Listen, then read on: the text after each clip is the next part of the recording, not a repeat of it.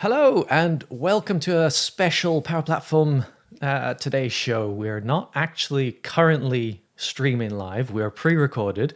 However, this is still not edited and it is a fully live broadcast from that perspective. So good morning, good afternoon, good evening, wherever it is that you are watching this. Hopefully you are having a good day, good evening, good morning. Today I have with me Areti Iles and I'll let her introduce herself in a moment when I bring her on. And just again, for anyone watching, if there's anything that you want to send from a video or even just communication perspective, any feedback you want to give me, please do get in touch. I have an email address showing up on the feed. You'll see it in a moment. Use that. It's Power Platform Today's Show at gmail.com. You can also comment on the video itself directly or find me on LinkedIn. So please do comment. It is useful. I'd like to get some feedback. We're gaining some traction, which is wonderful. And with that, I will now bring on Areti. So hello, you're live. Please do Hooray! Introduce yourself. Thank you very much. Thank you for having me on here, Reese. It's lovely to be here. My name is Areti. My official job title is Head of Sector for Professional Services within Telefonica Tech in business applications.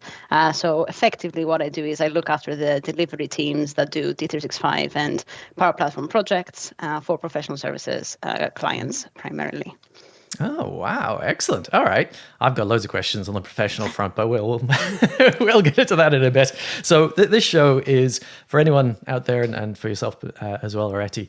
I like to focus on the sort of, not light entertainment, but the people around the community. So I'm very focused on the community side of things and what that is around the Power Platform, because I find it personally an amazing thing. Now, it's not like I've been involved in that many professional communities in my life, but there does feel like there's something slightly different here in that it is a very open community. It's a very sharing community. So that's the kind of background of what this is and what the topics are. So with that in mind, I'm going to dive straight in and talk to you about community. What's your involvement in community? I'm sure I saw something on LinkedIn recently about a European moderator. Tell me about that. There's all sorts of things happening. So I got involved in the community when I was a consultant. So I got involved with Dynamics 365, well, CRM as it was known back then, about 15 years ago plus, at an end client. So I was working for a company that bought a business and they needed to get some software in to run it and decided on CRM. And I worked with a partner at the time to build that. And eventually I decided to become a consultant, went to work for a Microsoft partner in the UK, and I, loved it. And eventually I became a solutions architect.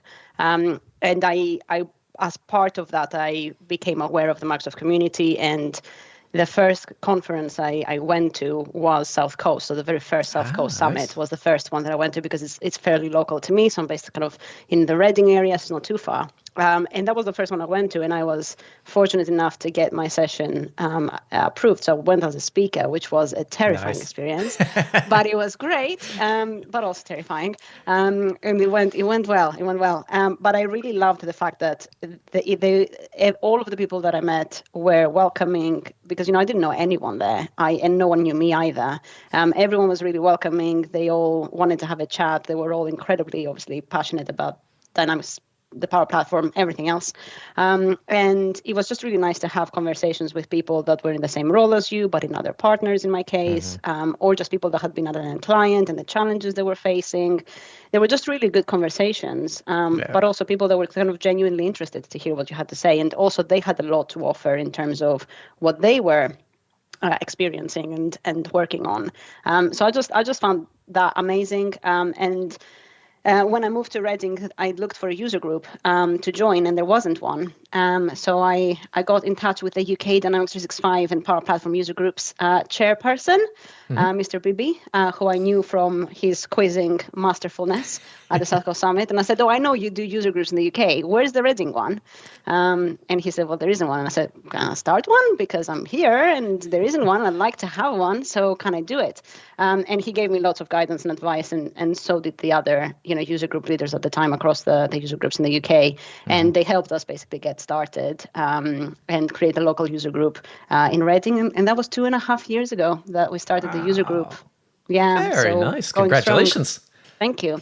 The European part of it is a little bit more, well, very, very recent. As of a couple of weeks ago, as part of being a user group leader, you can be on the monthly Microsoft user group leaders call. So it used to be called the kind of the Dynamics community kind of call, but now it's become a user group leaders, specifically one for Dynamics 365 and the Power Platform. And it was fairly generic in the case that everyone can be invited and kind of show up, and they felt like it needed a bit more structure. And generally, I think Microsoft are starting to change the community.dynamics.com and community.powerplatform.com pages as well, where you can find user groups and you can find events.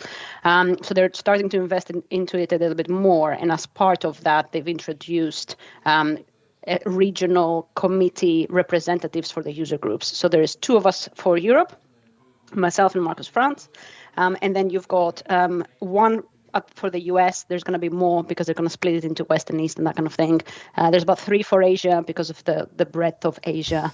And effectively every region in the world is going to get at least one, if not more, representatives. So there's still a lot of vacancies there geographically. But for Europe, myself and Marcus are covering it. And the idea is that it's a 1-year role.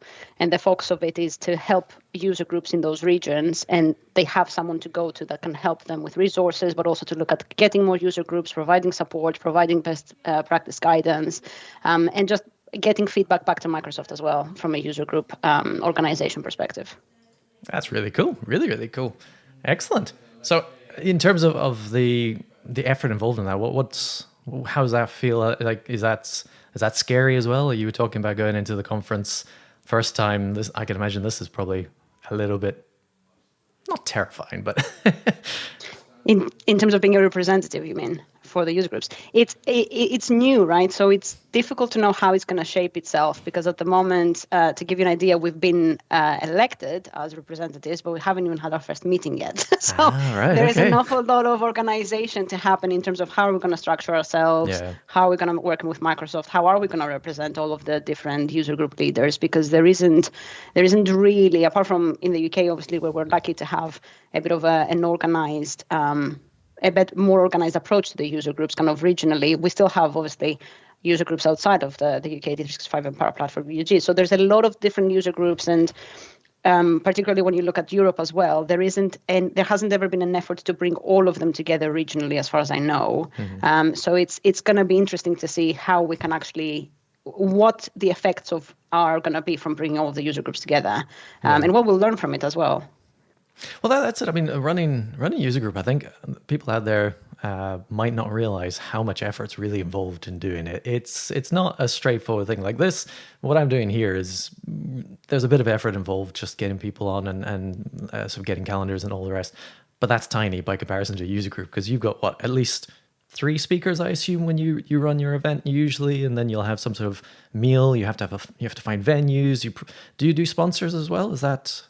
Yeah, we've got, so because we're part of the UGs in the UK umbrella, we've got sponsors that sponsor all of the user groups in the UK regionally that fall under that umbrella. So we're lucky in that sense, because it simplifies it quite a bit for us, because the main thing we have to worry about for each regional user group is mainly the venue, which isn't easy, finding a good venue, but also making sure that the venue is available to you as well, and liaising with venues can be fun, let's put it that way. But also because we've got sponsors as well, it does help in terms of the budgeting of it, and it allows us, to offer pizzas mainly between speakers. So we tend to have, for the Reading user group at least, we've got effectively 1 every quarter, so 4 a year, and then we've got 2 speakers in each. And we've formed quite a nice local community, which is quite nice. But it's not something you can do on your own. It's not a one-person thing. You have to actually have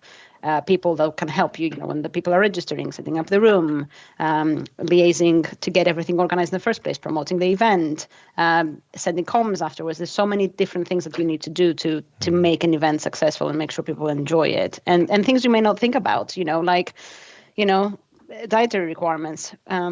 we have gluten-free pizzas, we've got vegan pizzas, we've got normal pizzas. So it's there's a lot that you learn, and it's a great very amazingly rewarding experience when you have the people that turn up, because the first thing that you worry about is actually anyone going to turn up, particularly when the event's free.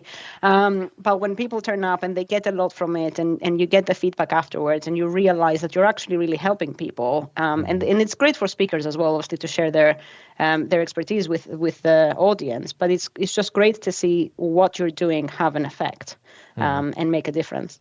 So very rewarding. So in terms of just you jumped straight in feet first, setting up a user group.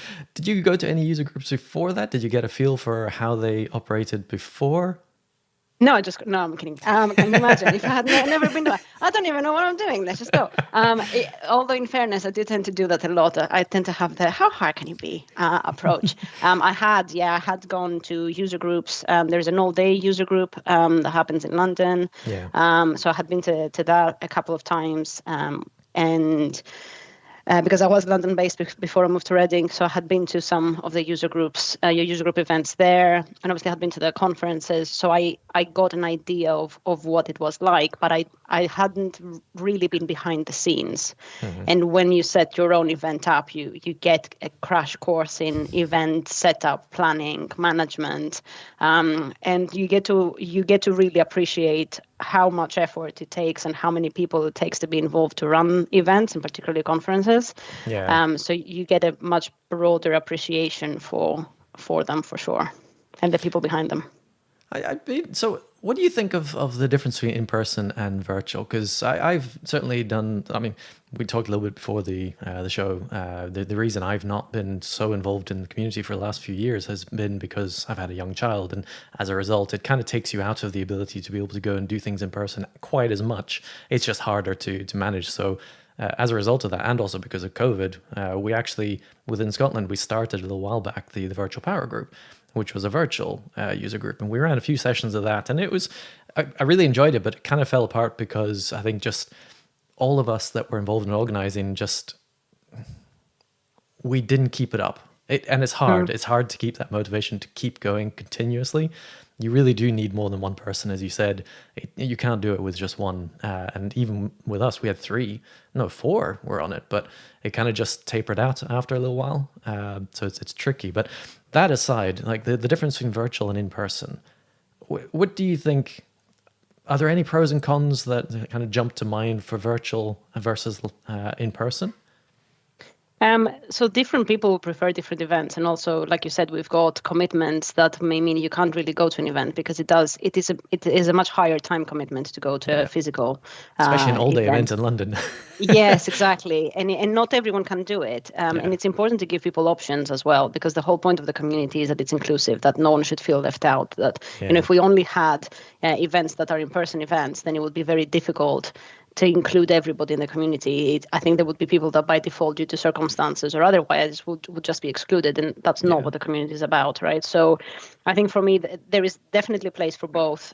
Virtual ones are still extremely valuable because you still get to learn a lot. You see the sessions, you see the speakers. I think just the networking part of it is a little bit more difficult. I think that the difference with in-person events is that there is that space before the event starts, during the kind of the break for food, and then afterwards, where especially for user groups that can do socials afterwards as well, it creates a sense of an actual community and allows you to network a lot more with the speakers, with the organizers, and have interesting conversations. Which there isn't really a place to do that in a virtual event because everyone kind of logs on, watches the sessions, great, and they all leave. So it can be difficult to do that networking piece on the online events. But from a learning perspective and getting to understand topics better, virtual events and personal events are great. So I think that's the only difference for me, is just, and also seeing people in the flesh. I'm a big hugger. I love to hug everybody, and I can't hug them virtually. So it's really nice to see someone face to face and just have that hug and that conversation, and it feels rewarding as well.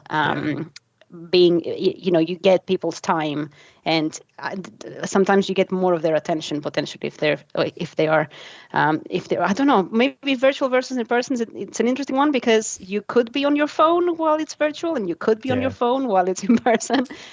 So I don't know if one is less distracting than the other, but I think the networking is the main thing. Yeah, I think that's the thing that I've been thinking about it, the differences between them, and that's the main one for me. Because also during COVID, there's a few people that did kind of a virtual catch up. We did like a regular, called it a virtual pub, and it was fun. But there was an interesting numbers problem. When it got to a certain amount of people, it became too much. At a certain level, it works because there's enough people in there to have a good conversation, and there's not too many people that they're not overriding someone's conversation. But once you get too much in a virtual space, it's really hard because the big personalities or the people that are just confident enough to jump in just take the conversation. Okay.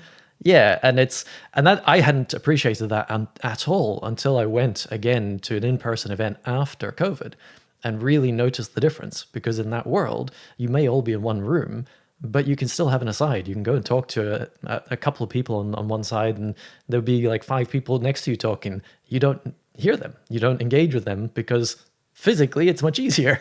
So yeah. that was quite an interesting thing that I found. So yeah, the real life version of breakout rooms in Teams is the breakout conversations in a room. Yeah. Yeah, sure. and I mean I've been in virtual sort of sessions where they've done like breakout sessions and stuff, mostly for training type courses. And it's good for a training type course, but again, it's not a spontaneous conversational thing.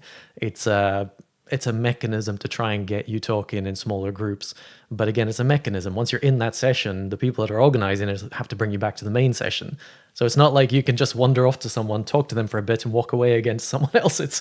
And you can't introduce either. That's the other thing. So it's that networking that I think definitely the in-person is such a big part of.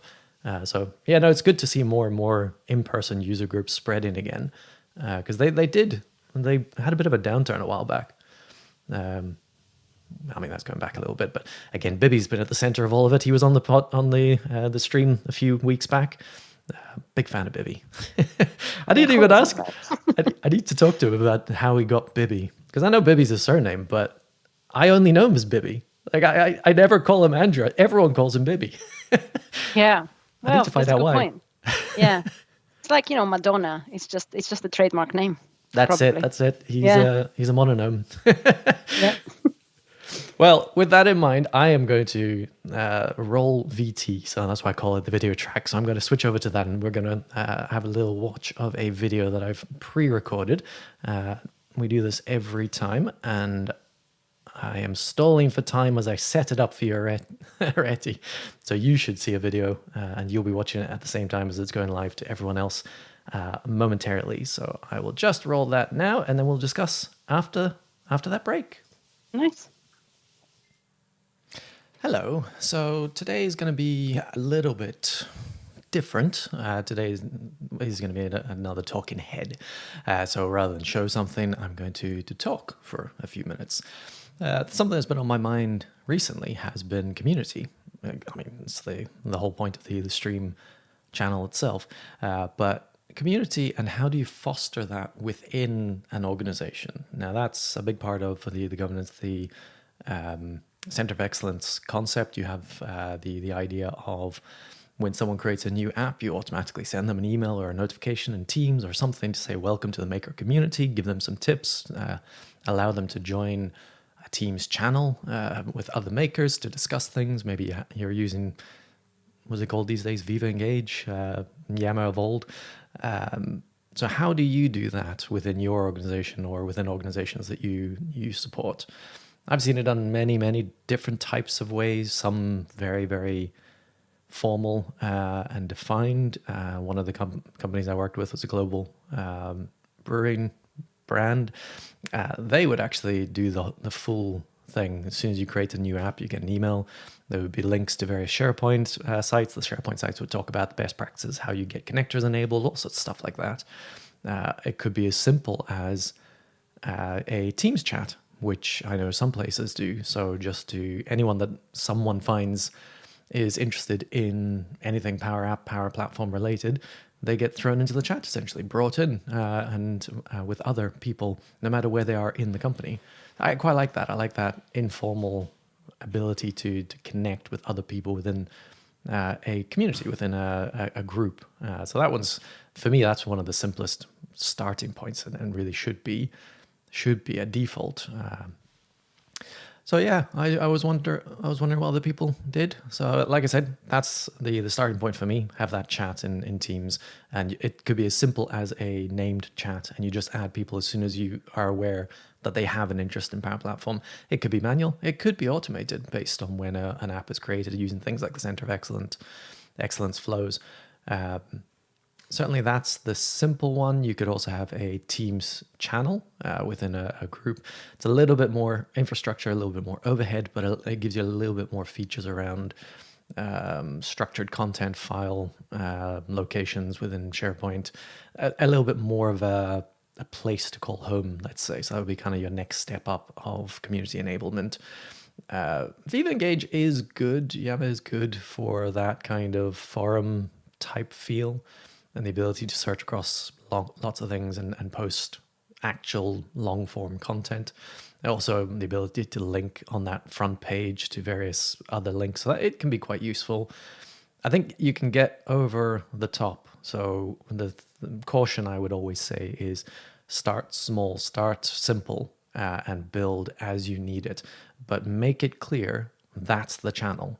So if you have a Teams chat and that's what you're using within the organization, tell people that. Don't say, oh, you could maybe reach out here, you can speak to this. That's the one place to go, and formalize that. Even if you have lots of options available at your disposal, choose one, stick with it, and then enhance and enable more stuff over time.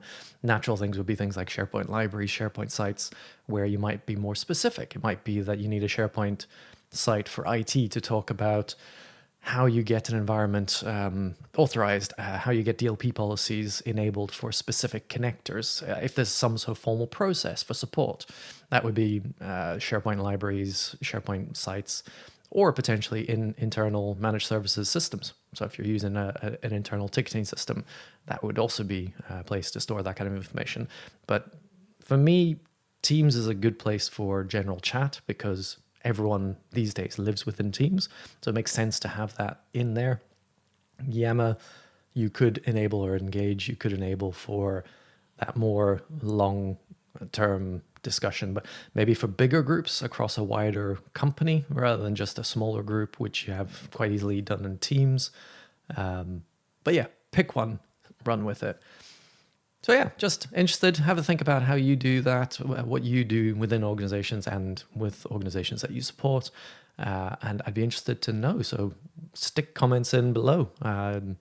If you have any tips or hints or thoughts on how to really foster community within Power Platform within an organization. Thank you very much. And we're back. Hello. So that was me wittering away. I was just listening back at that, obviously, because we're watching it together. And I just realized that I feel like I may have repeated the same thing far too many times, and a 5-minute video could quite easily have been a 2-minute video. But anyway, along the lines of community enablement within organizations, that was what that was about, because it's something I've been thinking about more recently within the partner ecosystem. So we both work at partners. I know that over many years of working different partners, I've worked at 5 partners, I think, in the last 10 years. And everyone does it slightly differently or tries to get people connected. How have you seen it? What do you think works? What are your thoughts on it? So it's an interesting one because, and I agree with what you said, which is effectively keep it simple, and people need to know where to go for what. Within my organization, we've got, obviously being a Microsoft partner, we use Viva Engage. We started using it fairly recently, and it's been interesting to see what people are creating communities for as well. So we started off at a very high level, having a community for each office in the UK, which is kind of self-explanatory, and then an all-company one where we, send out announcements and things like that. Makes sense. But then people were allowed to actually propose different communities to set up, and it's before we just had primarily team sites for kind of project related comms and files and things like that. And then you would have team chats for different things. So for example, I have a team chat with my team where every Friday I remind them to submit their timesheets and they love me for it or not. So amongst other things, we have a bit of banter. But that's our kind of, practice specific comms and where people can have a bit of a conversation. I think the difference with things like Viva Engage and tools like that is it's not as much focused on having a real-time conversation and people contributing and responding back. It's more about push notifications rather than anything else, effectively, which is great, because then you can create communities that are all about a discussion. So people started creating community for each of the elements of the product stack, so that people can share different information and content and research on Digital Finance and exactly, and Power BI and business applications and that kind of thing. So you'll get very, very specific ones or much more generic ones. There was a community created for Ramadan. There's a community for golfers, a neurodiversity community. There's all sorts of different things that have popped up, and it gives you a nice idea of what people wanna create groups about in a company, what communities literally already exist effectively within a company. But I think all of those, there is that element of, like you said, if you create too many places where people can go and create things like this, then people get confused as to where is what, and therefore things stop being used because people just, it needs to be simple for people to know where they're going to go for communications. And otherwise, they're not going to use it fundamentally. And if they don't use it, it's no value. That's exactly it. That's my core thing about it, is that simplicity and clarity. To me, it's that clarity, because you can have so many communication channels these days between Viva Engage, Teams, emails, whatever else. I mean, some places have Slack and Discord. You name it. There's something out there you can have a communication channel around. And it's about making sure that everyone that wants to get information knows where to go for that information.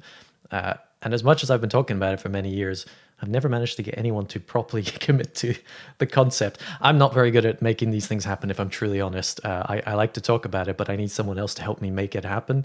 It kind of goes back to the user group idea of one person doing everything, not possible. I'm definitely not good at the doing part. I'm much better at the let's do this sort of idea and then feeding back. I can iterate. I love that kind of thing. For me, the whole concept of the lean process and 1% improvement is very, very important. I can take a process and make it more efficient, but starting with a blank page, I'm not your guy. I'm just not. Yeah. There's definitely a difference between going from 0 to 1 and 1 to 2, 3, 4, 5. Yeah. And there are people that are very good from going from nothing to something, and then they're not interested from going from something to something to something to something. That's boring to them. It's very repetitive. So they go off and do another 0 to 1 thing. And you need different skills to create something out of nothing than you do to keep it going. And user groups is very much a case of, to do your first one, you need quite a lot of things to be set up, and then they're there. You don't need to worry about them, hopefully, for the next event and the next event, which makes it easier to do events and plan the events and have the events happen. If you have, if the venue's already in place, and you know what you're doing for catering, and you know how you're going to promote it and how you're going to get people to register and attend, then the only other thing is the speakers. So it becomes fairly easy if you've got certain things in place that don't change, which of course, eventually they do, right? I think we've changed venue about 3 times in 2.5 years. Things will change, but it takes a different type of skill set, definitely. So, and you need both. You need people that will take it from nothing to something, and then you need those people potentially involved, but not to the same extent as to begin with, to then actually keep it going. And you need people that like the keep it going bit. So it's definitely space for both. So we should probably talk about other things as well, but I'm interested just on the user group side still. How do you get your speakers, and do you want anyone? So if there's someone listening to this that does want to speak, how would you encourage them, or how would you get them to come to your user group and speak? Yeah, so getting speakers for events is always the main thing that comes back again and again and again as to how do we do it, how can we reach more people. It's fairly straightforward if you've been in the community for a bit to know which people are speakers, and what do they speak about. Sessionize has a speakers directory as well, where you can actually search for anyone and see what sessions they speak about, and so you can reach out directly to people and say, would you like to come and speak? But I also would love to have new speakers and people that haven't done it before in user groups, because it's an opportunity for people to develop skills, and a lot of people who attend events think they don't have anything to say, that they could never be a speaker, and then you see them asking questions of the speakers and feeding back and giving information to them, and you go, why on earth are you not a speaker? Like, come and speak. And it's astonishing, like how many to-be speakers are out there that won't take that step to actually become a speaker. So for me, it's difficult to find those people. I think a lot of the time they will need encouragement by someone. Effectively, they need a champion for them, or a mentor to say, you can do this, you should do this, and you've got a lot to talk about, so come and talk about it. And user groups are a great way to get started if you've never done it before, because they are smaller groups of people. Everyone's really nice, and if they're not, we'll kick them out, so don't worry. And it's one of those things where it's not as intimidating as going and doing a conference, and you need to also practice. Even people that are speakers at conferences, when they have a new session, they will come and do it at the user group to practice it, to get better at it, to see what questions they get, to see what people find interesting, what people don't find interesting. And you don't have to do it alone either.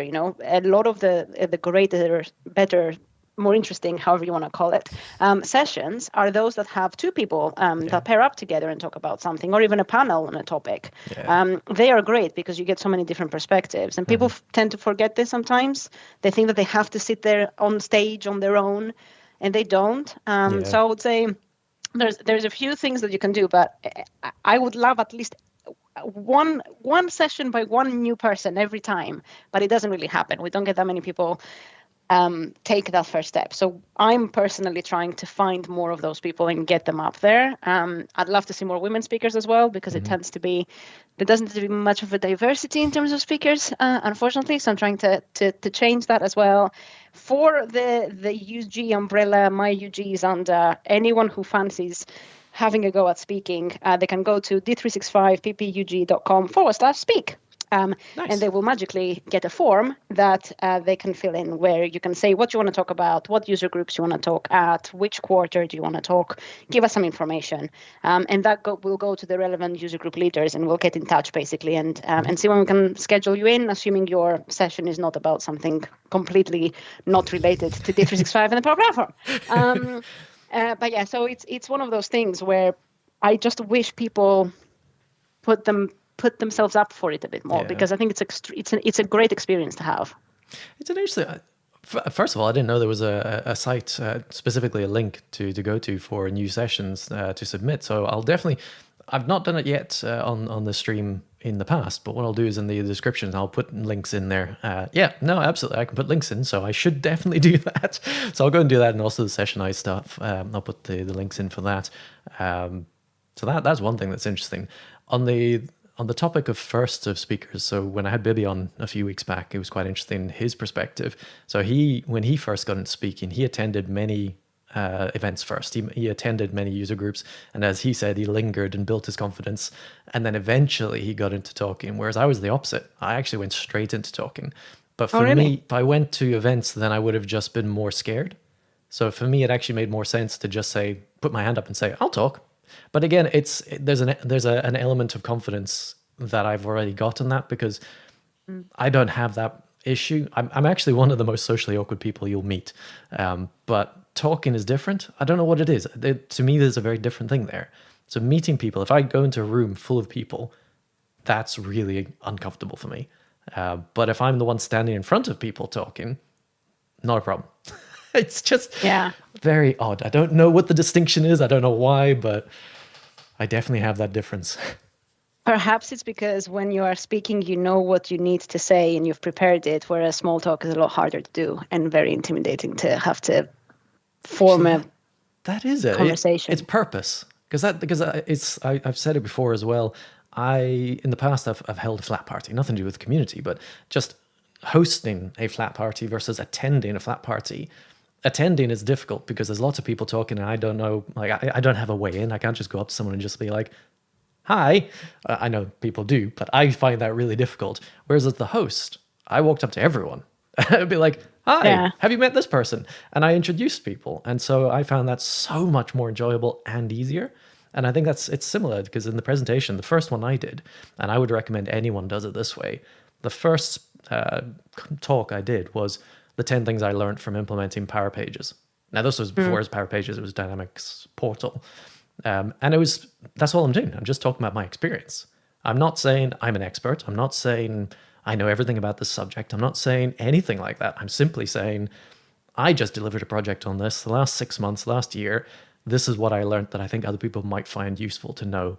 And I had a number of people afterwards come up to me and say, we're considering a portal project and that particular one, point number 7, very useful. And that was just instant validation. And it's such a simple presentation because, again, I'm talking about what I know. I'm not presenting as some expert. I'm not presenting on a topic or trying to learn a topic to tell other people, which some people do. So I would definitely recommend if anyone out there is wanting to speak on a topic, think about what you've done in the last 12 months and just come up with something around that. Cool. Yeah, completely agree. Yeah, talk about what you know and what you're passionate about, and you can't go wrong. Yeah, that's it. The passion will come across. It absolutely comes across. And that's the other part I quite like is I don't like to do a lot of prep for these things. Again, it's one of the reasons why I love the stream. Because there's not video editing, there's not any of that. I just put it out there and I fire it off and I have a nice conversation and it's good. So I do something similar in presentations in that I will put together slides. Generally, it's the slides that I need to put in. So a user group or a conference, they will provide you with some sort of slides around sponsors and things like that. And everything else is very short. I do not like to do PowerPoint presentations where I can avoid it. I would much rather just talk through things or show something and then have a discussion. So that's something else that I think takes a bit of getting used to, but I like that. When presenting, you're not necessarily just talking to a room. You are presenting your thoughts, and it's actually quite nice to have engagement. At least that's the approach that I take with it. I'm going to have to look into the user groups, how many there are now in the UK, because there's quite a few regional ones now, from what I understand. Yeah, we've got a few under the D365, like the UK D365 PPUGs, but there's also obviously quite a few. Obviously Scotland. There is lots of good things happening with UGs as well. I even think there was one in Belfast at some point, Northern Ireland. So Wales? Not sure. But yeah, I think there's. I don't think there is. Yeah, don't know if there is in Wales. But definitely lots of many more user groups than there were, like you said, historically, for sure, which is really nice to see. Yeah. There's one in Ireland that Joe Gill runs. I used to work for an Irish partner, and so that was. I really enjoyed that, to be honest. And Joe was one of the first people I met going to a conference. Didn't know him at all. I just ended up going to a Chinese meal with him at something like midnight with him and I've forgotten his name. Another MVP. Both of them have been MVPs for like 10 years at that point. And that was amazing. Like they didn't know me, but they just invited me along. I had time to kill, and they were like, "Oh, we're going for a meal. Why don't you come with?" Nice. And that was great. And that was my sort of proper introduction to the community. So I'm interested in your background. So Areti, and you mentioned before a Greek surname. So is that your heritage? Is that where you're from? That is my heritage. That is where I'm from. So the accent gives me away, although I can't perceive my accent, which is hilarious. But I'm told I have one, so there you go, which I do. So I grew up in Athens, and I spent all of my summers in Birmingham. Oh, really? I'm sorry. As you do. No, it was great actually. So my dad, he's retired now, but he was working as a doctor, and he would be summer cover for the pathology department in the Heartlands Hospital in Birmingham, which hopefully is still there. So we would come over every summer, and he would work for the summer. So when we finished school, we would come to Birmingham, we would stay, we'd have fun, go back in September when it was time to start school. Wow. So when it was time for me to finish school and go to university, it made sense to me that I would come to the UK because the education system is great. So higher education as well. So great universities in the UK, obviously. And yeah, I came here to do my degree, and that was it. I've been here ever since permanently, and that was 20 years ago. Well, yeah. So, I mean, I was born in Yeah. South Africa, and I came over when I was 8, so a little bit longer ago before that. So that's where my kind of background in terms of the way I speak, the accent that I have. I don't know why it sounds Canadian, but it is what it is. So, in terms of, so you came over, you went to uni. How did you get into consulting? You were a consultant. So, how did you get into that? Yeah, you know how they say when you look backwards, you can see the dots connecting, but when Yeah. you're traveling the path, you can't really see how you're going to get that. That was definitely the case for me. So when I was finishing school, I really didn't know what I wanted to do at all. Like nothing. I had absolutely no indication of what I would do with my life. And I did this kind of career questionnaire, and it said you could be a great engineer or management. And I was like, I suck at math, so let's go for management, not engineering. So I decided to go for a degree in management, and it was actually very interesting because a lot of the content of the 3 years of my degree was about people actually, and things like ethics, psychology, that kind of thing, marketing. So I loved all of that, and I finished my degree, and I still didn't know what I wanted to do with my life, even though I had been working part-time during my degree. So the first ever job I got was for a small wholesaler close to the university that was looking for an IT and marketing manager. And me being me, I thought, what's the worst that can happen? I'll apply for this because I was quite good with IT, computers, that kind of thing. And I always loved marketing, and I was a photographer. So I had a lot of photography skills, and they were looking for someone basically to take photos of the products, put them on their website, manage their website, basically, that kind of thing. And I got the job when I was, a year into my degree, which was great. So I worked part-time until I finished my Nice. degree and my master's. So I decided to do a master's in marketing and business strategy because I thought I was going to go into marketing. And then halfway through my master's, I realized that marketing was not what I wanted to do. But I got a distinction in my master's, and I got an offer to do a PhD on what I did my master's thesis on. But I was fed up with being at a university campus by that point. And I just really wanted to get on with life. So I turned it down, and I decided to just finish up my master's and go into a full-time role. And and I got a role in the IT department of a kind of a big facilities management company, and I started learning all about software support, business, people, everything. I was fairly green. And it just evolved from there. And eventually I was a business systems manager and moved to a charity, and I worked for a charity in London. And I was their technical programs manager eventually. And then I became a consultant and a Microsoft partner. And it all kind of evolved gradually over the years. Now I'm looking after the delivery teams, which is a privilege really, and it helps to have been part of delivery for a long time. Because you know what it feels like for people doing projects and what skills they need and that kind of thing. So it was a natural progression for me. But I do still miss being in the nitty-gritty and building systems, which I don't get to do anymore. Yeah, that I think it is a difficult one, because when you're in a technical space especially, and you enjoy the technical side, in the Western world, we definitely get pushed into management. That becomes your next kind of natural evolution, because that's where your career is supposed to go. You get more responsibility. And I just disagree with that. I don't think it makes sense, because technical people quite often are not necessarily the best with people. And they shouldn't be pushed into that, because two things will happen. One of two things. They'll either take to it and they'll become brilliant, which is possible, absolutely. I've seen some really good technical people go into that sort of role. Or they'll just hate it and they'll become the worst manager, and they also won't get to do the stuff they like to do. But at the same time, I don't know a better option as such. But I know that certainly Germany has a different structure, in that you've got very technical roles and you've got very people-based roles, and they're seen as equal weighted.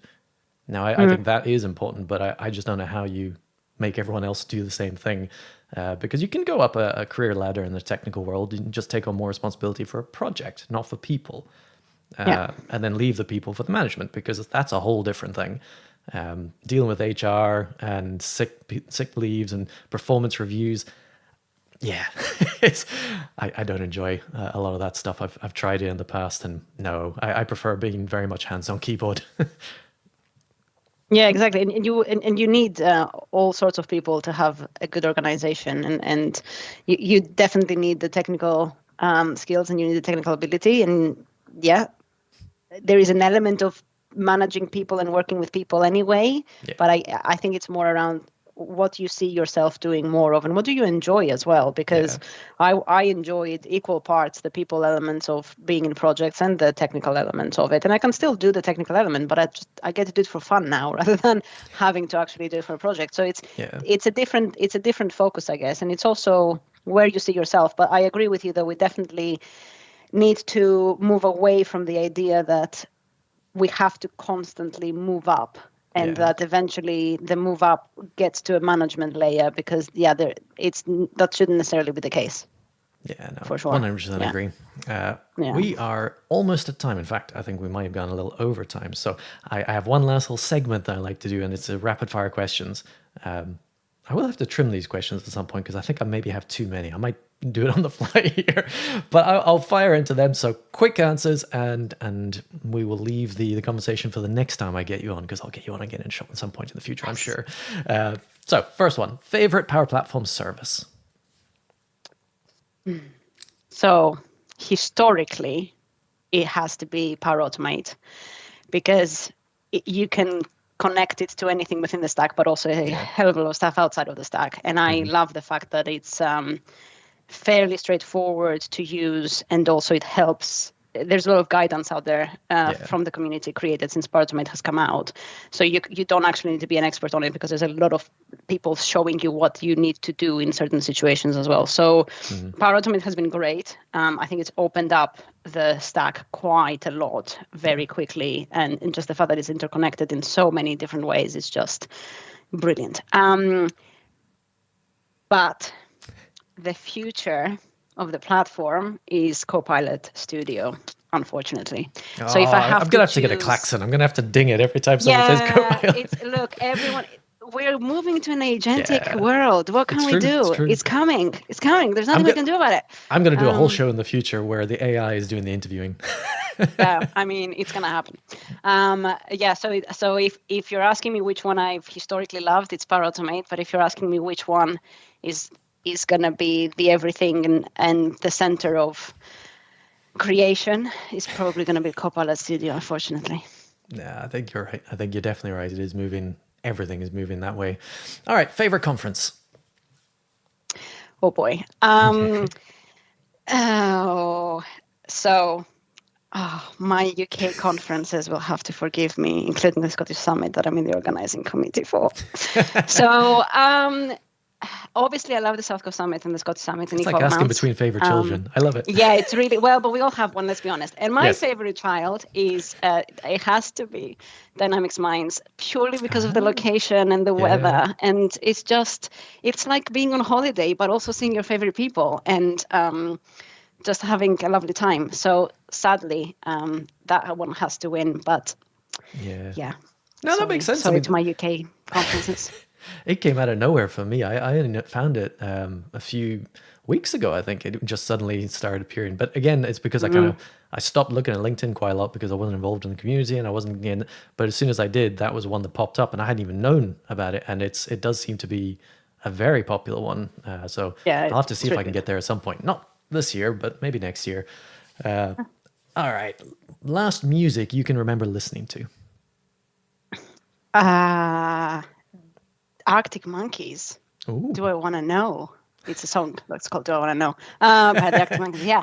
I'm pretty sure that was the last song I've heard. It's been on repeat anyway recently. But if you want to know the true extent of my musical interests, there is 2 Spotify playlists in my Spotify. So look me up. There is one called Low Vibes and there's one called High Vibes. Oh, wow.